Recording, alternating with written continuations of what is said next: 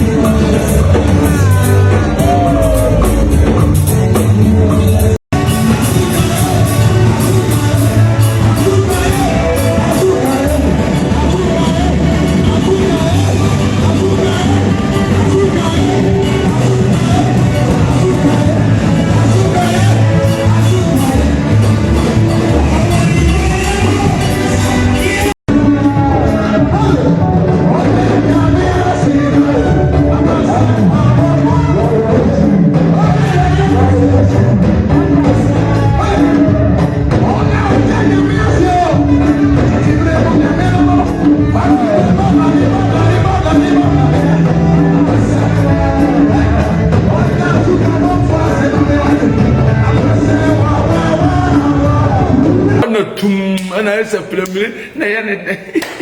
ma pame obi na kai ma pame ubenya nyansani ama na ka kire wo de wo ye wa wo le ma pew awo wo ye wa wo le ma pew wo ye wa abrabo hyase anya dene che na wieye wo bra bia no na hyase anya den se wieye emrante amu nsusu biribi nya da bia na otwa luta obedie abrabo tesa pawa ubu animu na sanya oda abrafo oda na akire edimi ne ukasa yi anko yi last year we said the otana asan sa na otie e na ase awurade be top man last year anko yi me repeat me ho kakra cause na me kasa ntante ujana so last year anko yi e na ate wo se awurade be ye onyame onye hu te osoro boade oboado ho nti Kenya wo ho da so ofiri ba bia wote no obu okura area mote amorante dan e wo so change your position ekum alu sika nyina da e ho light board ne ho gas kura omanum board ne area bi ho wote na pa oba wote na pa oba o musa pizza da obebusa akosua ya che aboro so ayi indomie area bi ho a wuhia oba wo pass wa mekan market wo area bi wo wuhia oba baka chos aboro so aka se nkopa anwumre wa achi bronu bu a wote so la nya girl ya woni won kan dindin bia enkowie medi KFC bia ebekọ akowie kalawole area bu wo a oba beda wo no pa wo sori a won kan kire wo se mepe McDonald's no na mepe hot chocolate no obaka chwese ye ni koko mpampa ni ho no akoto mole de emu odu apie burono na wote so no ene na ama wunye ye ho drop en kura boarding drop taxi driver wunya kasa wo ko hope no do na traffic ya hodom na redi na ya juice ka babu also ahwe atro sa na wakosi ediye tuufo no panisi yakeka funu yakeka madam pai bodi ye ka asem no kora ne ye kama badwemba enti mesrawo amabrabo montia wo na wo ye wo nyame na wo ye me na na kan wo se obra wo bo afa asa wo bo abo bi enti nye millions no ba be gina video ni so awie na kire sa me kanya nsasam aya wo abefa na beso aba abranti ade wo ho odene ayi exercise o press up nyina wo ye wo maaso unim nyansa pa check it waduro ne woma ebafia de ahe na expiring date check the fast waduro ene woma ebafia de ahe na expiring date check the ntam nti jasofo wemfiri nyame yesi wo yetu waduro mesi ubedi aduro kura ne be yeyiro no wabre ude busa akomfo se bosom so hwe kura edafo mo a okomfo kwadwefo ne bosom nya nam da osofo a wada bia wo meneda sekan bia etasra eta ne bo ayede sesekan no edi nkuta ho se ne sesekan okura nim sekas ede animu no fa ho se na eye nam sekan kwa o mreda onsa da tire na wasom se na wosen koshi na wabonsuo kakra gu so na wadane no na de atobo ne yam na animu na yede don se kotokura na de ne yam ho no etwi sei shiko wata ne bo no fa yonko a odo kakra na obesra bo no odo kakra na obesra bo na ambina na sudiu na di bia be yeye nti makasa kire badwemba jiro ho ye adwumadene jiro ho na ye adwumaden ma wadi bia wuye bia be koso nti ba yire ho ye buru adwuma no ebe ye adwuma wo yesu di mu nti me wu si atantam nya ko na abade ntira awia we wo ya de wa dwuma mu wia ho abehwe me kakra enwumere we me ma me ba ho machi ensem bi koso e ba be ka ho asem kakra na nse so gas no wa boy ye kwadwofo bia no ene ni nyai jan abranti ye kwadwofo opedan ko kosie bia wo mo wo na wo a wontimi hwe oba jan abranti ye bi opekwa be ma wotimi gina hwehwe enu musra 2 hours ene ni nyai osra na mfe no osra na to nka jan me na me ka kire obra bia hyase anye den sa wieye be ma kwadwofo nye de na dwuma asai obu a me ka sa no wa misko to me se kwadwofo ai ene ni nyai emwawo jan maka no tie oba be ma so anu oba atia wo pa di free da bia no wakofira de ti sika be to ne nsem na na ekọ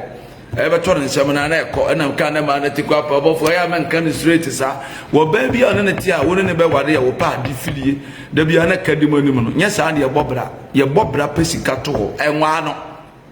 wo ba bia wo ta tuta ne ti da bia ne ye be dan ka daachi eniguase ba be kai ba be gu anim asikumase fiem ye ba be gu anim nkra anim ase won nkra bontene nipa no wote wa you need to cut your coat according to your size enti me ne wote na pa de fidi a megyawo because da bia no nti anyansafo ntie me internet ne timi kosa audi agorope okodum na fe no benya line no the major prophet kum chacha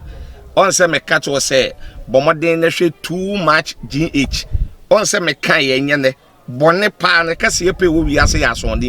asondin ti na adam wo hu nyame ye no nyam no wo hu ne ma bi a wo hwehwehwehwe e wo other place ne ade kat won na bomoden na be hwe too much gh be hwe ne subscribe bomoden obehwepe na waye subscribe o subscribe subscribe na subscribe na o subscribe a na wobenya ne yama papa a wope ahwe nyame hyira na ewura